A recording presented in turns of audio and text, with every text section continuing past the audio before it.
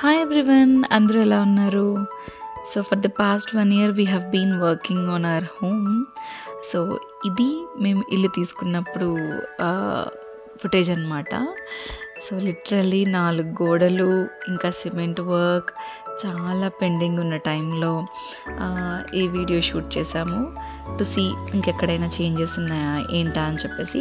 ఇల్లు తీసుకున్న ఒక 5-6 months అయితే ఇల్లు వదిలేసామండి. లైక్ చాలా కన్స్ట్రక్షన్ వర్క్ పెండింగ్ ఉండడం వల్ల బిల్డర్ నుంచి ఆ వర్క్ అంతా ఫినిష్ అయిన తర్వాత ఇంటీరియర్ స్టార్ట్ చేద్దాం అనుకున్నాము. బట్ రిజిస్ట్రేషన్ అయితే ఇన్ ద మిడ్ డే అయిపోయింది.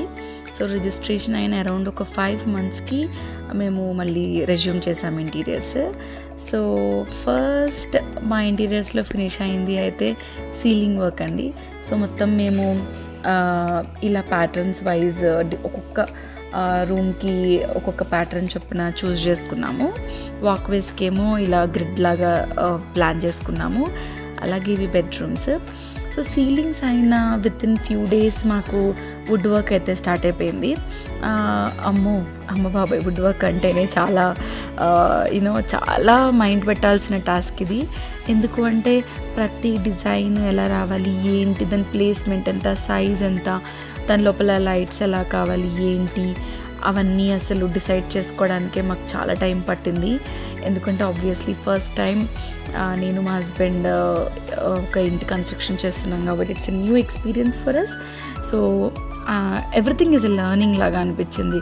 ఒక్కొక్కటి తెలుసుకోవడం, ఇది ఇలా ఉంటే దాని ప్రోస్ ఏంటి, కాన్స్ ఏంటి, ఎలా ఉండొచ్చు, మా ప్రిఫరెన్సెస్ ఏంటి, ఇవన్నీ మేము ఇంటీరియర్స్ వాళ్ళతో చెప్పి ఇవన్నీ చేసుకున్నాము. అండ్ ఈ వుడ్ వర్కే పెద్ద పని అంటే వుడ్కి లామినేట్ సెలెక్షన్ అయితే అమ్మ బాబాయ్ దేవుడు దిగొచ్చినంత పని అయింది. రోజు ఈవినింగ్ 3-4 hours డైలీ డిస్కషన్ ఉండేది.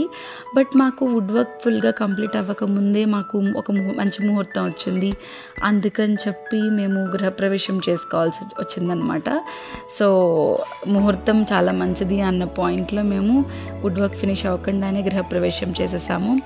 But even though half the వేలో ఉన్నప్పుడు చేసినా కూడా మొత్తం అందరూ ఫ్యామిలీ గ్యాదర్ అయ్యి మాకు సపోర్ట్ చేశారు. అండ్ చాలా చాలా మేము హ్యాపీగా సెలబ్రేట్ చేసుకున్నాము. ఆ వైబ్స్ నాకు ఇప్పటికీ గుర్తు. How we felt on that day. చాలా చాలా హ్యాపీగా అనిపించింది ఆ రోజు. ఈవెన్ దో మాకు లిఫ్ట్ ఫెసిలిటీ లేదు, వాటర్ ఫెసిలిటీ లేదు, lot of obstacles, but still అందరం కలిసి ఒక్కొక్కటి సార్ట్ చేసుకుంటూ ఒకరినొకరు సపోర్ట్ చేసుకుంటూ చేసుకున్నాము. That was really a memorable one.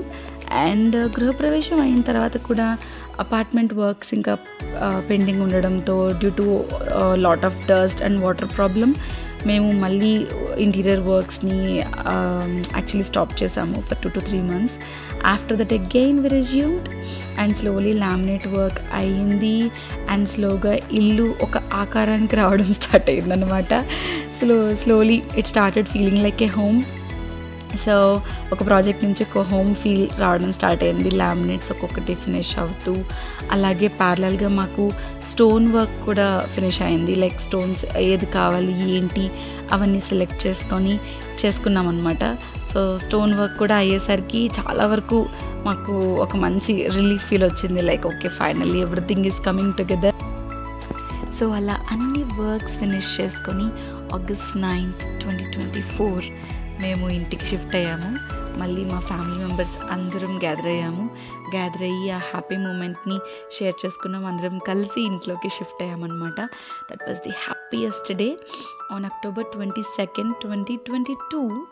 I think మేము ఈ డ్రీమ్ ఇద్దరం అనుకున్నాం కార్లో అనమాట. ఇల్లు తీసుకోవాలిరా, మనకంటూ ఇల్లు ఉండాలిరా అని చెప్పేసి. ఆ డ్రీమ్ August 9th, 2024 ఫుల్ఫిల్ అయింది. చాలా చాలా హ్యాపీగా అనిపించింది. ఎంత కష్టమైనా చాలా ఇష్టంగా కట్టుకున్న ఇల్లు ఇది. మా ఇంటి స్టోరీని మీ అందరితో షేర్ చేసుకోవాలి అనుకున్నాను. Hope you like it guys.